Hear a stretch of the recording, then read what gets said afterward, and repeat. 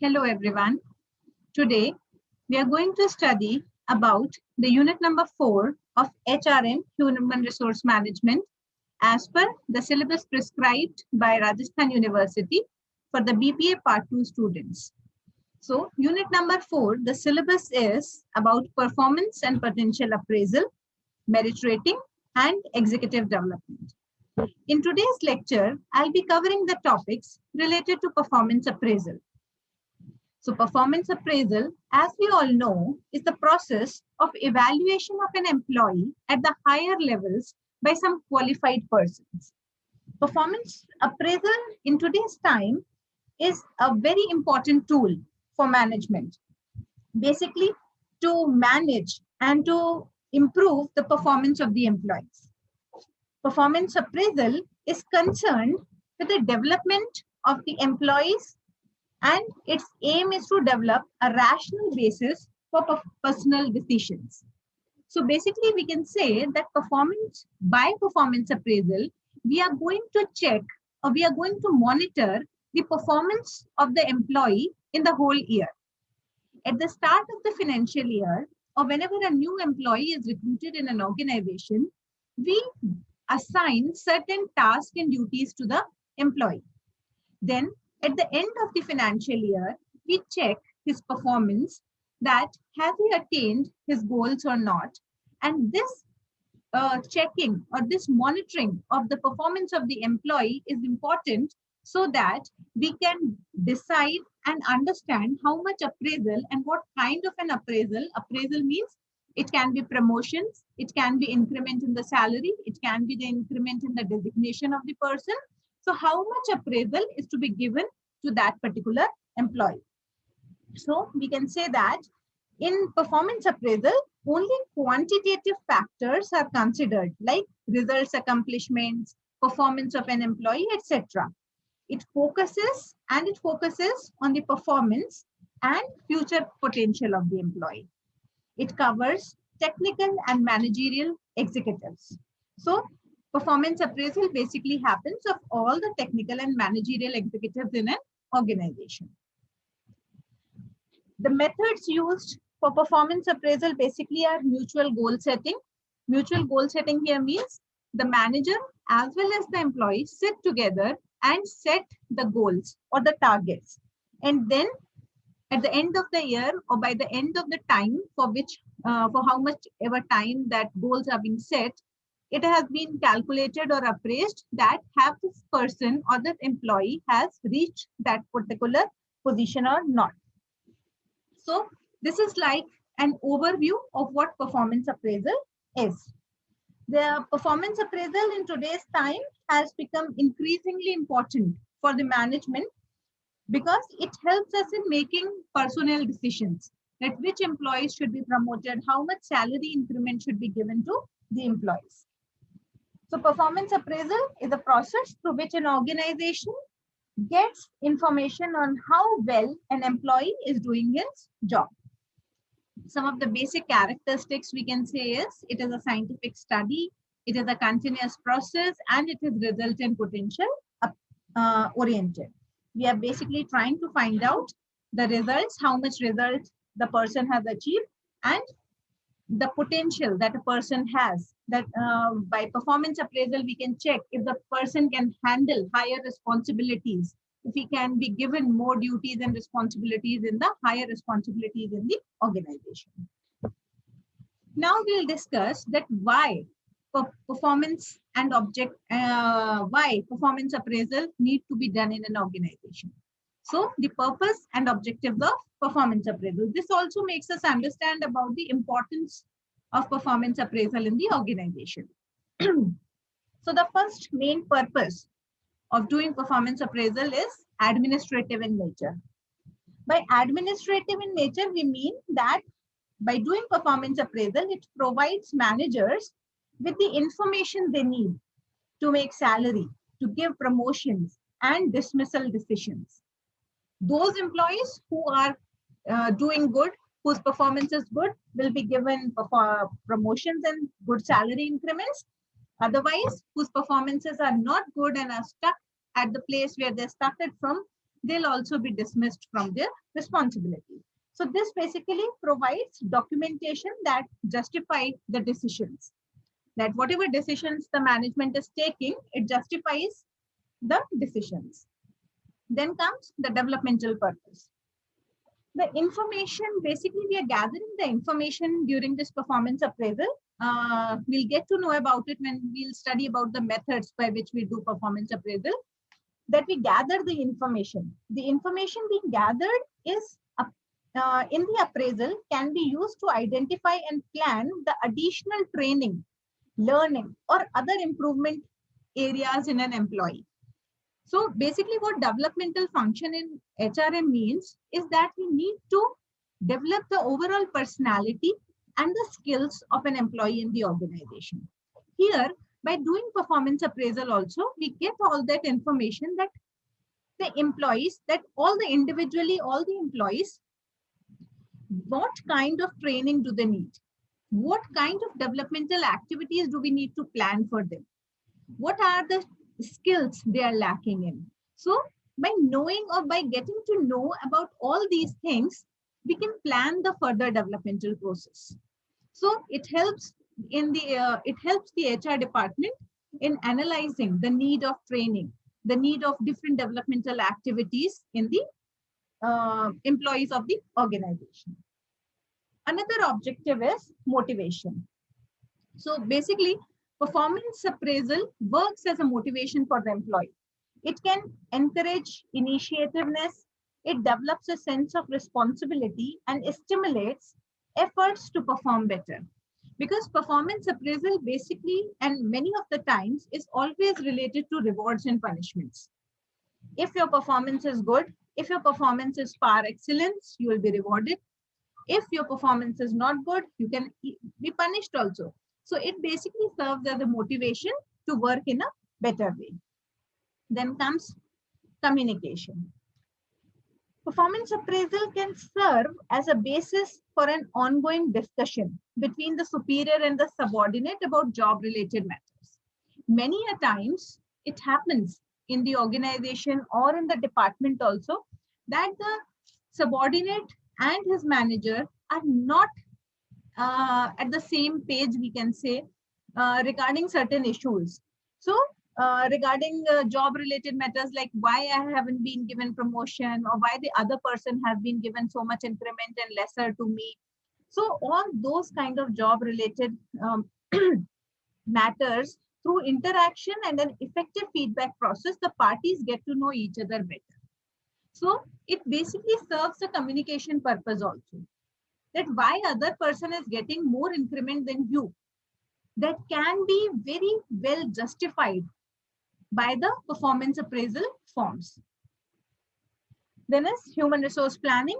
As we have already studied about the human resource planning, it is this performance appraisal aids in the employment planning. It can serve as a valuable input to skills inventories and human resource planning. By doing performance appraisal, we can understand what kind of or what skill set of employees do we need, new employees do we need in the organization, and which existing employees can be promoted to higher positions. So it basically helps in human resource planning also.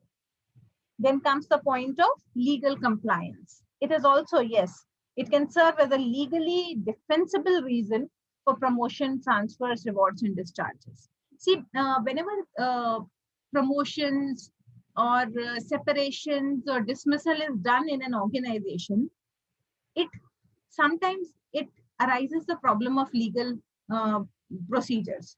People sometimes who get dismissed or who have been fired from the organization file a legal suit against the company. So the companies can show the performance appraisal forms and can easily say and easily defend themselves that this is the reason that we fired certain people, or this is the reason that we promoted certain people. So it basically helps in legal compliance and legal defense of the company also. Then, very important point, it is an evaluation process. The evaluation purpose is intended to let people know that where they stand relative to others in the organization, or relative to the objectives or the standards of the company. So it focuses on the past performance and measures the results against the standards. So when we study this performance appraisal process, we'll get to know that what do we evaluate or how do we evaluate the performance of the people. During that time, it happens that we first of all we set the standards, or we set the bar, and then we evaluate the performance of the people in comparison to those standards. So it basically helps in knowing about the people, about our employees. So these are certain purpose or objectives of why performance appraisal is needed in an organization. We can also take it as the importance of performance appraisal in a company. This also serves as the importance of performance appraisal in the company. The next topic that we are going to cover here is the process of performance appraisal. I have been telling you every now and then that in the process we do this and that. So the process of performance appraisal basically has these 6 steps. First of all, establishing the performance standards. Once the the performance appraisal process begins with the establishment of the standards. These standards basically are developed with the help of job analysis and job description. We have already studied about job analysis and job description in unit number 1 and 2. So these should be clear, and the objective to understand the performance standards are the expectations. Basically, why do we have these performance standards? These are the expectations that the managers have from the employees, that this is at least how much work you are supposed to do. This is the quality as well as the quantity of the work that you're supposed to perform. Then comes, once the performance standards are being set by the managers, then communicating those standards. Once the performance standards are set, it is necessary to communicate and explain these expectations to the employees. Because see, if you have not communicated these standards to the employees, then it is of no use to set those standards. Because if the employees don't know how much I am supposed to do, or what is the quality of work that I am supposed to produce, then it is of no use to set those standards. The standards should be conveyed to the evaluators as well.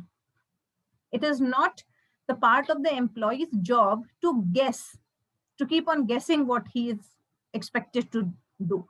The reactions of the employees to the performance standards should also be noted, that when you are communicating these standards, how the employees are reacting to these standards. Are they happy? Are they really furious? So those kind of reactions should also be noted. It really helps in the behavioral aspects of the performance appraisal. Now, once the standards have been communicated, then what we really do is measuring the actual performance. The third step in the appraisal process is the measurement of performance. We should be concerned with how we measure and what we measure. As managers, we have to see what should be measured and how we should measure it. This requires choosing the right method of measurement. The information regarding actual performance of the employees is then acquired by personal observation or reports, which may be oral or statistical. So see, this measuring the performance is a very subjective issue.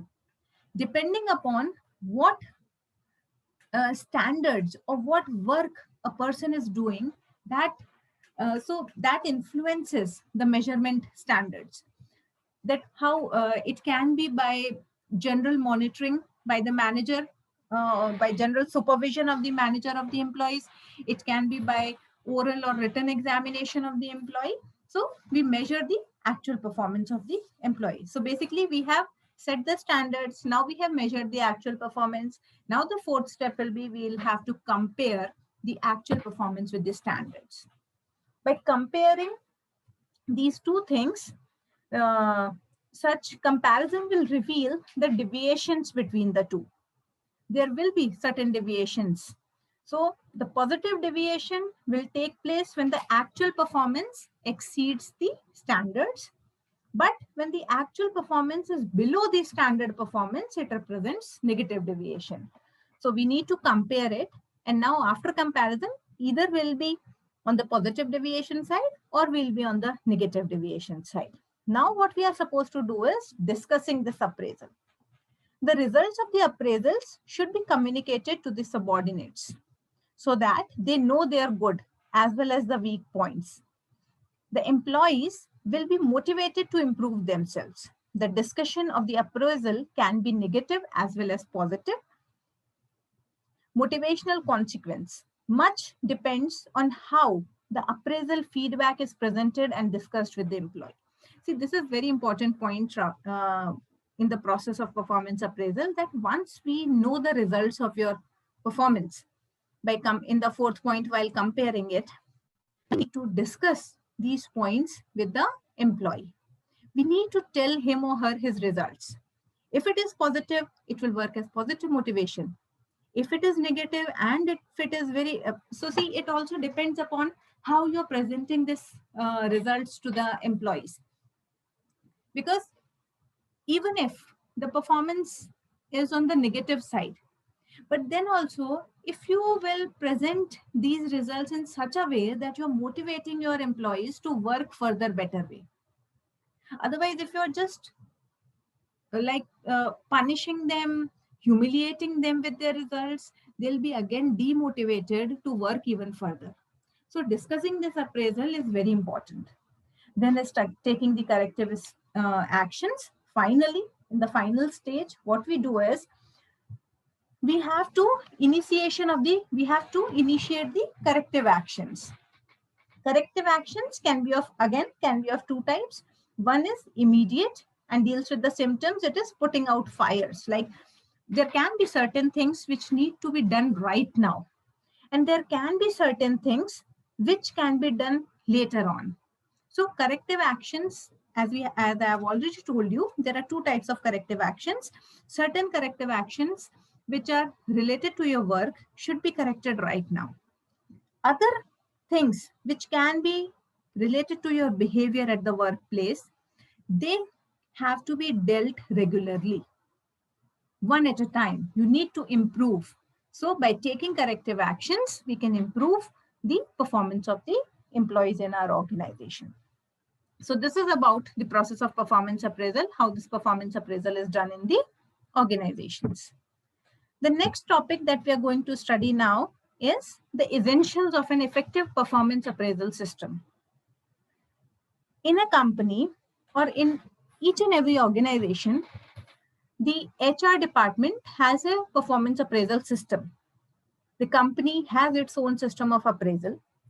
Now, if we want to achieve maximum benefit from our performance appraisal system, there are certain things that we need to take care of while designing that system. Those essential elements are, first of all, clear objectives. That why are we doing this performance appraisal? What is our motive of doing performance appraisal? Is it to humiliate the employees, or is it to motivate the employees for doing better jobs? Then it should be reliable and valid. The performance appraisal system, the performance appraisal method that you are using in the organization has to be valid. Valid means there are certain systems which are, this is, as we have already seen, it is a very technical system. So those technicalities have to be taken care of. Then comes standardization. Standardization means that the performance evaluation system or the performance appraisal system should be same for all the employees in one category. It should not be that I am biased towards certain employees and for them the standards are less and for the others the standards are high. So the performance system has to be standardized, that for a particular group of people or the employees working at a certain level, these are the standards being set. This is the method that we are going to use. Then comes the next process, the next step, that is training. The HR department as well as the managers should also be trained to use this performance appraisal system. How you should be monitoring your employees, how you should be motivating them. Regular training sessions of the HR employees, HR department, and the managers have to be conducted for this particular thing. Then it has to be job related. Your performance appraisal system should be related obviously to the job or the work related aspects. It should not be like towards judging or making judgmental comments about the personal life of the people. We are not there to judge the personal life or the personal behavior of the person. We are here to judge the professional qualities, or we can say the professional behavior and the professional work of the employee. So it has to be job related. And mutual trust. Mutual trust, the trust between the manager and the subordinate. The appraisal system should be based on this trust, that the manager should have the trust on his own management also, that the system has been set that we are going to promote the employees and it is for the good and the welfare of the employees. Same as the subordinates must also trust the manager that whatever my management is doing is for my good or is for my betterment. So the effectiveness of a performance appraisal system basically depends upon these 6 points, and we have to take in consideration these 6 points while designing a performance appraisal system. The next topic, or the last topic that I'm going to cover in this particular lecture, is the measurement criteria, or what are the things that we need to consider while noting down or while evaluating the performance of the employees in the organization. So the performance appraisal criteria or the measurement contents, what are the things that we need to measure is, first of all, the quality. The quality basically here is the degree to which the process or result of carrying out an activity approaches perfection. How well you have performed the things. It is not that you have just completed the whole thing, completed the task, but it is very randomly done and not in a better way, not in a very organized manner. So that ways we are going to calculate the quality of the task that you have completed. Then is the number of units or the quantity. Then comes the timeliness, how punctually you have completed, within the time frame have you completed your task or not. Then cost effectiveness, it is cost effectiveness, as we all know, is the degree to which the use of the organization's resources is maximized in the sense of getting the highest gain. That we can say that how have you utilized the resources of the organization. Maximum output has to be taken from the resources being occupied. Then comes need for supervision, that it is a degree to which the performer can carry out a job function without having that regular monitoring upon him. How much support does an employee need from his senior or his supervisor while performing a task? Has the person completed the task by his own will?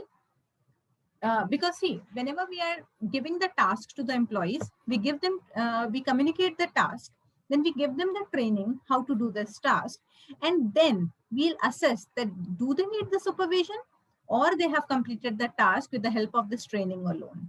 So that is also a criteria for noting down their performance. Then comes their interpersonal impact. Interpersonal impact, as we all know, is that the performer promotes the feeling of self-esteem, goodwill, and cooperativeness among the co-workers and the subordinates. What kind of interpersonal behavior does that person has shown towards his superior and towards his subordinates? Then the last criteria or the measurement content is the organizational goals. The performance can also be assessed against the verifiable or the pre-selected goals. We always have organizational goals in mind, and the task or the goals given to the individual employees are basically the bifurcation of the organizational goals. So while measuring the performance of the employee, we'll also see that by this much of performance, how close you have reached towards attainment of your organizational goals. So these are certain measurement content or the criteria for performance appraisal. So in this lecture, we have studied about what performance appraisal is, what is the concept of performance appraisal, why do we do performance appraisal, the purpose and objectives, then how do we do performance appraisal, which means the process, then the essentials or the basic components to have a good performance appraisal system, and then what are the measurement contents or what are the criteria for assessing the performance of the employees in the organization. The next topic we'll cover in the next lecture. So I hope the topics that we have discussed now are clear to you. You have understood the topics. Then we'll continue in the next lecture about the methods and techniques of how performance appraisal is done in the organization. So thank you very much.